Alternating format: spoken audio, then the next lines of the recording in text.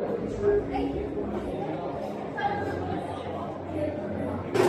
sir, good morning. Hello, good morning. Dito ka sir para branding tayo. Ayan. Sir, pakilala kayo sir. Hi everyone, I'm Sign and I'm the Chief Marketing Officer of Hex Colony, and we have our flagship product, Herbione. It is an agri-technology that has water quality monitoring, environmental monitoring with deep water culture integrated with AI automation and analysis. So, gaano katagal na siya? It was deployed last April and won the regional Young Farmers Challenge in Caraga region, and also the provincial Young Farmers Challenge, and was brought to Baguio last last July for the National Young Farmers Challenge. It was a grantee of the Young Farmers Challenge from Department of Agriculture. DA. Yes. Okay. Ayun.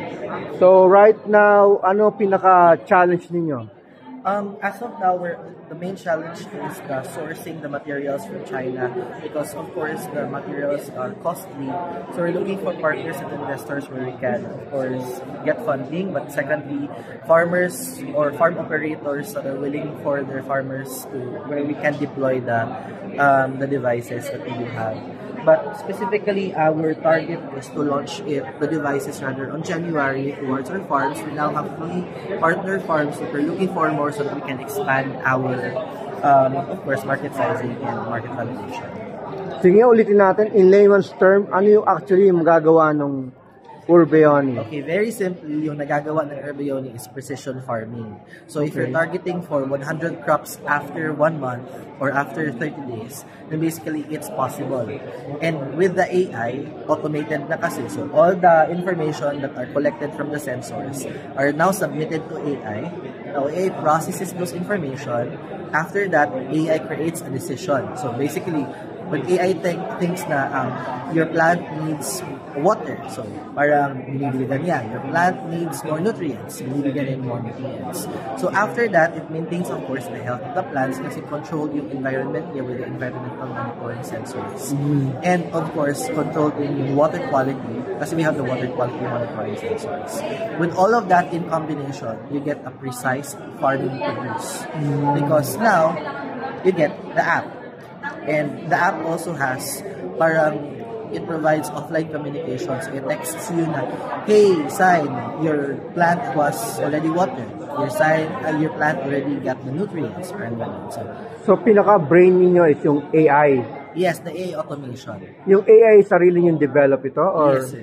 Are, ano siya, based from the existing mga AI? Yeah, we pick up based on the existing AIs, but we're also working on training our own LLMs. Okay. So, this is for the farmers, ganun ba? Agriculturists? Yes, but the main target are urban farmers. Kasi we had a data validation from Department of Agriculture, and they mentioned that our farmers' average age right now is 56 to 59 years old. We need to say our farmers are rapidly aging. We need to encourage the youth to proceed to farming and find farming as inspiring and employable. So we made sure that it is integrated in a web app so that young farmers who are busy with life and wants to roam around, gala-gala, they can now monitor their own farms through their mobile apps. And this is available for free, meron subscription, ano ba? This is, you can just simply buy the system one time. And One time. We'll do the subscription on the maintenance na lang. So, when you say system, ano yung mga kasama nito? So it has 3 modules, sir.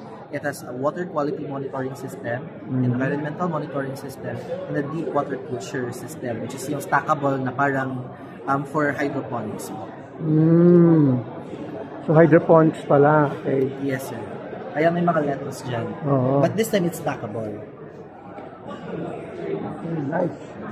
So, anything else you want to add? Ano ba kailangan namin malaman? So again, this is just a flagship product of Hex Colony. Hex Colony is a tech software and tech solutions business. So we offer web development, robotics, AI automation, funnel design, digital marketing, and IoT. Okay. Yes, and we're currently in partnership with a lot of businesses and institutions in the Caraga region because we're seeking for validation there. And we've been doing different workshops and seminars, going to Siargao, teaching tour operators and tour organizers, tour guides. We've also visited the Luman communities to teach them with digital freelancing, ganun.